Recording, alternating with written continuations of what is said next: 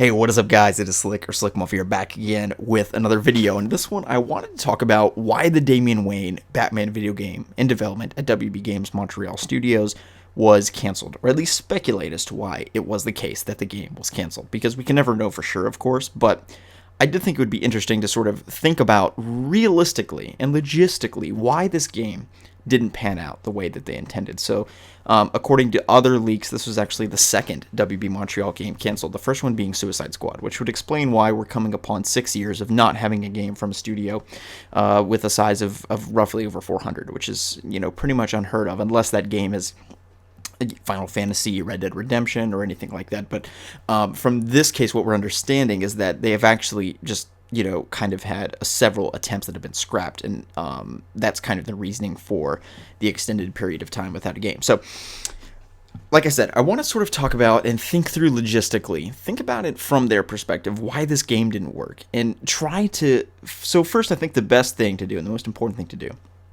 is to summarize what the game actually was. And then we're going to think about it as fans.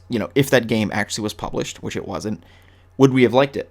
Would it have worked narratively for us? So let's go ahead and think about that. So to summarize, this game was a superhero video game starring Batman, but not Bruce Wayne as Batman. It was Damian Wayne.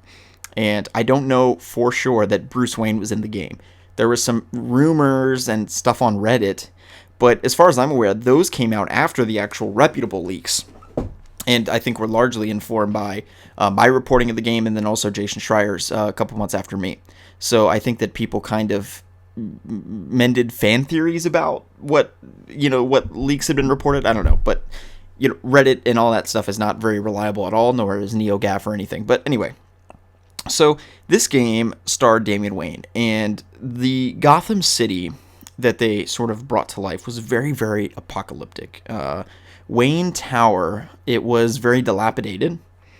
If I recall, it may have been the highest building in the map, but I think it was the second highest. There was another building even taller, and I believe that was LexCorp. Or GothCorp, excuse me. GothCorp was the tallest building. So basically, we were living in a city where, Bruce Wayne didn't really run the city anymore. Presumably because he disappeared after the Nightfall Protocol in Arkham Knight. And my understanding is that Bruce Wayne, as I said, would have a limited role in the game, if any at all. I really don't know what that was going to be like. But this game was to feature, it be in the future, substantially, in a Gotham that is really gone to hell because Bruce Wayne hasn't been there for quite some time. And as I said, starring Damian Wayne, there would be the Batmobile, very expansive open world, but it would just be from Damian Wayne's perspective is really the biggest thing that they wanted to do with this game, which is, mind-blowing, because we've never seen that before. It's important to consider, too, that this notion of a secondary or tertiary hero taking the role or mantle of a main hero, for instance, Miles Morales as Spider-Man. In this case, Dick Grayson has been Batman in the past. But kind of in a very, I don't know, what's the word? In a very cameo type way. Nothing substantial. This was going to be actually, Damian Wayne as the Batman for a full-length game. So there's a couple things to consider here, why this game wouldn't have worked narratively. And I think that the leaks in some way may have had a role in the cancellation, because you can never know for sure, but I would think that the overwhelmingly negative or trepidatious response to the leaks would certainly have had some bearing on their decision, because the game was leaked so far ahead of their planned trailer launch of the game. And I think what's the most interesting about this is that I do believe they're going to be borrowing aspects from this new Batman game, from the old one, having these very odd characters. So, like there was a female Black Mask character was one of the characters in the old game. There's also Talon, from the Court of Owls. I think that they're keeping the Court of Owls, if I had to guess. I think that maybe that female Black Mask idea will stick, or some other just wonky villains. Tweedledee, Tweedledum, not that main trifecta Batman, or the Joker, Penguin, Two-Face, those kind of characters. So, but more specifically about this old idea of a game. First of all, in the Arkhamverse, there's no precedent really for Damian Wayne existing. Damian Wayne was mentioned not even by name, as a cameo, that Talia and Bruce in Arkham City, there was this line that they may have had a kid or had a one-night stand. Actually, not even that they had a kid, they had a one-night stand.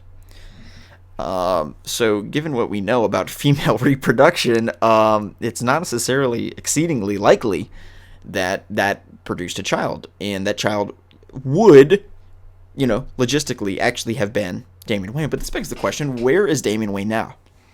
If he is alive, if that child was born, Damian, whose mother is Talia and whose father is Bruce, and the whole idea of the character is he's drawn between two worlds and, blah, blah, blah. I mean, it's been done to death in the animated movies, and it's to the point where I'm kind of sick of the character. And that's one thing, is he's seen as an annoying brat, which, from my understanding of the game, Damian was going to be older, so he was not going to be, like, a 13-year-old brat, obviously, if he's Batman. So this is a grown adult. We've seen this in Son of Batman, Damian Wayne, Son of Batman, the comic. It's a graphic novel, which is quite good, telling that story. But anyway, okay, so what's really the problem with this game? Well, people don't relate to Damian. I mean, that's the biggest problem, is this character of Bruce Wayne is very relatable inherently, because I think a lot of people have gone through trauma in their lives, and people will say, well, he's not relatable because he's a billionaire. I don't know. I understand that argument, but I think that on the whole, he's a very relatable character, because for one thing, he's a very wealthy guy. He doesn't have anything to gain by doing what he's doing, yet he does it anyway, which is kind of the definition of being a hero in that sense. I think that he's overall a very warm-hearted guy, kind of on the inside. On the outside, of course, he's very cold, but that's kind of a facade, and I could go into more depth on that and my opinions on that, but I think that the truth is it's very self-evident, the things that he does for others, whether it be charity, whether it be taking somebody like Jason Todd, who's truly a lost cause, under his wing to be Robin. All those sorts of things are really interesting. So I think that the biggest problem is just changing that character. I don't think we're at the point that we're at with Spider-Man yet, where we could have Miles Morales take over the cape and cowl and we'd be completely okay with it. And to be honest with you, I don't think Spider-Man fans are either. Let's see what happens if Spider-Man 2, the video game, is announced that Miles is taking the lead, and Peter Parker may be in the game, he may not be. Let's see how people react to that. Quite negatively, I would imagine. So you can understand why Batman fans were trepidatious to see this announcement. I think a lot of people didn't understand it. And there's one thing, it would be one thing, in my personal opinion, to have Dick Grayson take over this game, and to have a Dick Grayson-led Batman game, because there's precedent for that in the Arkhamverse, for that character. There is that story arc, not in Asylum, unfortunately, but he was in City very briefly, and then in Night. You could have had Robin do it, potentially. Barbara Gordon actually has the biggest role in the Arkhamverse of all the supporting characters, because she's substantially in Asylum, City, and Night. To me, it's just a very odd choice, what they tried to do. And I can see what they're doing. They're borrowing from Son of Batman, that whole arc, where Damian takes over the cape and cowl, and Bruce is still involved, but a subsidiary, kind of secondary or tertiary character, servicing as an Alfred kind of intel type of role for his son. But I also think that their relationship's not that interesting, because they're very cold to one another. They've always had split custody. Bruce is not really the best dad in the world, if I'm being honest with you, based off of what we've seen in the comics. Of course, any comic writer could just come in and change, actually, he's a great father, but really he's kind of seen as hyper-driven to his motive of ridding crime and helping people via charity, that he kind of isn't particularly committed to Damian, also because he's kind of a brat.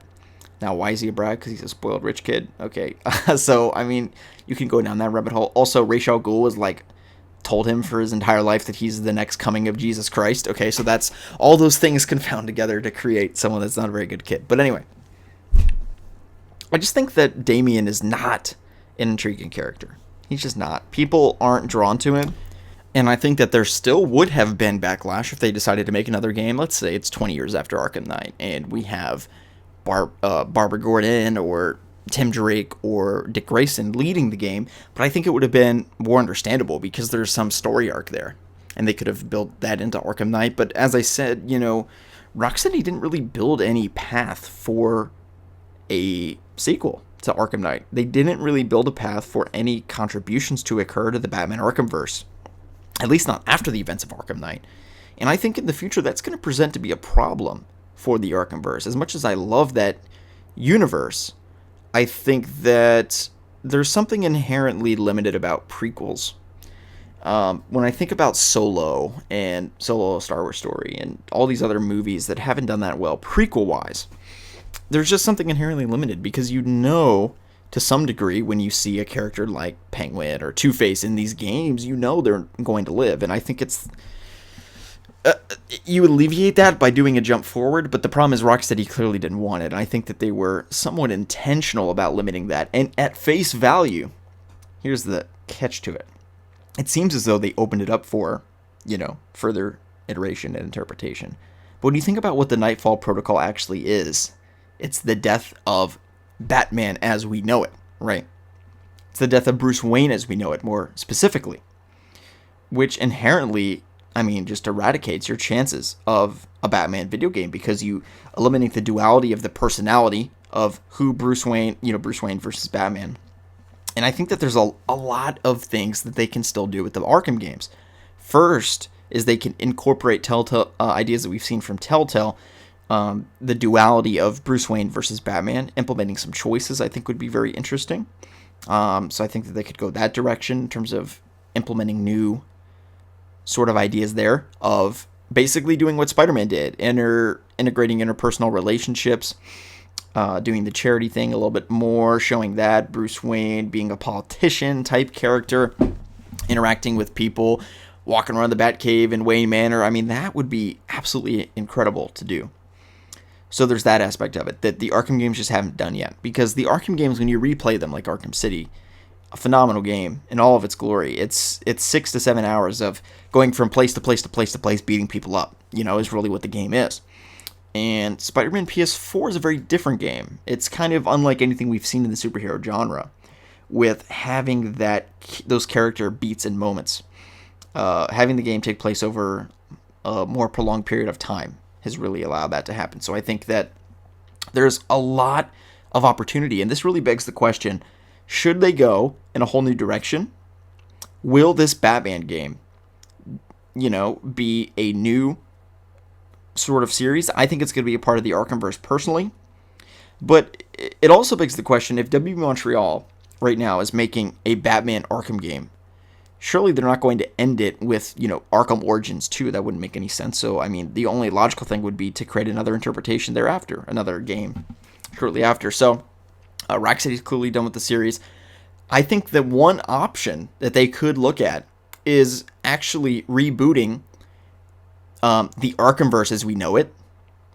In other words, not going forward with the Arkhamverse, kind of putting the Arkhamverse aside, and creating a new Batman trilogy that WB Montreal could spearhead. That would very much so borrow from the Arkham games, but completely revolutionize them as well. So I think that fans will become fatigued of the Batman Arkham games. I think that it's inevitable. So they really need to innovate. I think that they will with this game, but we'll see to what degree. But it's just really interesting to think about. It's interesting to think about the decisions, and I wish that I knew more, or we knew more. Those sort of meeting rooms of who's that guy or girl that was like, let's make a Damian Wayne Batman game for, a $200 million Batman game, but it's not starring Bruce. It's starring Damian, the little brat that no one likes. It's almost like for them to actually go forth with that decision, they must have had a shit ton of confidence in it. And even though it didn't work out, that doesn't mean they didn't really believe in it. It just means it didn't work out. I just think that's fascinating to think about how deeply they must have believed in this game and this character that no one really likes that much. Certainly not more than Dick Grayson, Jason Todd, Barbara Gordon, any of those guys that they could have done if they wanted to do an alternate Bruce Wayne Cal. But I think it also begs the question that I don't think that Batman fans are ready for it yet. It's not at the point where Spider-Man is. Spider-Man is at that point where you can have Miles Morales take over the cape and cowl and actually take the lead in this film, this animated movie, and everyone loves it. Now, if you advertise a Batman movie and we get in there and it's, Azrael is Batman, who's Batman for some time. Every time, here's the thing. Every time they've tried this, to have someone else take on Batman. Now, in the animated series, you remember Superman was Batman for like an episode. And he was like under disguise. And I can't remember who it was. I think Penguin or somebody tried to like punch him. And obviously Superman's made of steel. Not literally, but it didn't work. Punching him didn't work. It's fair to say. And it was like, wow, Batman, you've been working out. It seemed like that. So my point is, there's been no substantial moments where we've had different characters taking over the Batman, and every time it's failed. Azrael has failed. Dick Grayson has failed. People say, well, I like Azrael, I like Dick Grayson, but I don't like them as Batman. Where's Bruce Wayne? And that's even more interesting, is this notion that Batman fans don't see the cape and cowl as inherently interesting, per se. That character is Bruce Wayne to people, which is ironic because everyone will say, well, Bruce Wayne is dead, Batman is the real Bruce Wayne. In other words, Bruce Wayne is the facade, Batman's the real character. But what I'm saying is that without Bruce Wayne, Batman is nothing to Batman fans. Truthfully. Because you can put Azrael in there, you can put Damian Wayne in there, and people are like, don't care. Lame. That's what people will say, Contrarily, the whole idea of, Into the Spider-Verse is anyone can be Spider-Man. Spider-Man's within you, and, all that stuff. Which is a very, very different idea. It shows the divide. That fervor for the Bruce Wayne character in the Batman community is so much stronger. The affinity for that character is so strong.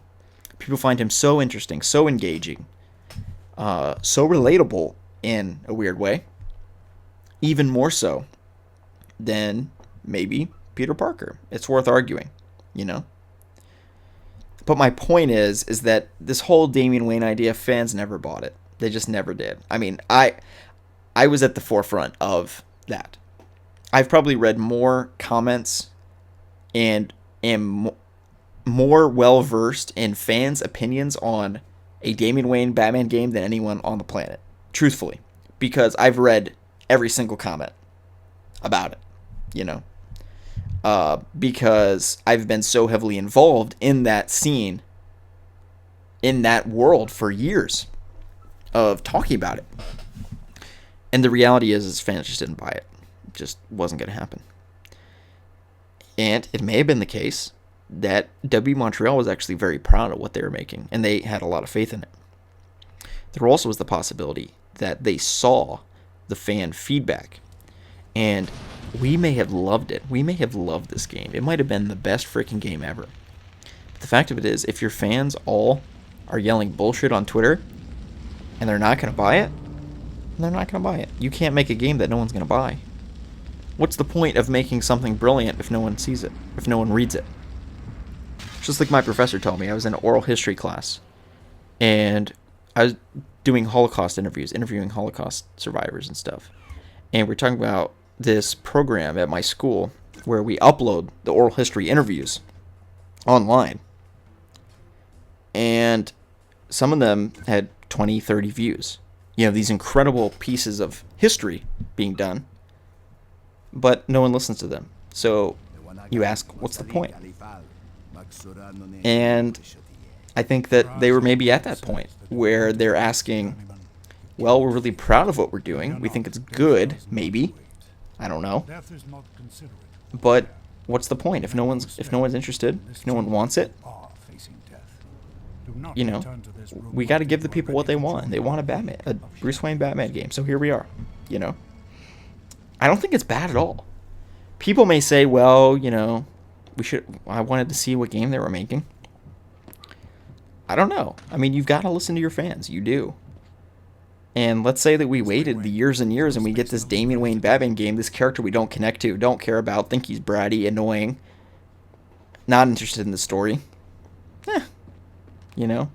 He doesn't have these connections to these characters that we know and love. You know, like he doesn't have these relationships with the Joker or Penguin or these characters. You would have to have new villains, this female Black Mask. I mean, it's just like, I don't know. I think it's a little bit of both. Long story short, I think the game was canceled because it wasn't working from a developer perspective, but I think that the game was really canceled because the fan backlash from the leaks was so strong, so fervent, so unrelenting, that they had no choice but to reconcile that it's not what the fans wanted, and you've got to give the fans what they want, because they're the ones that give you the money to keep your studio going. And there's nothing wrong with that. There's nothing wrong with that at all.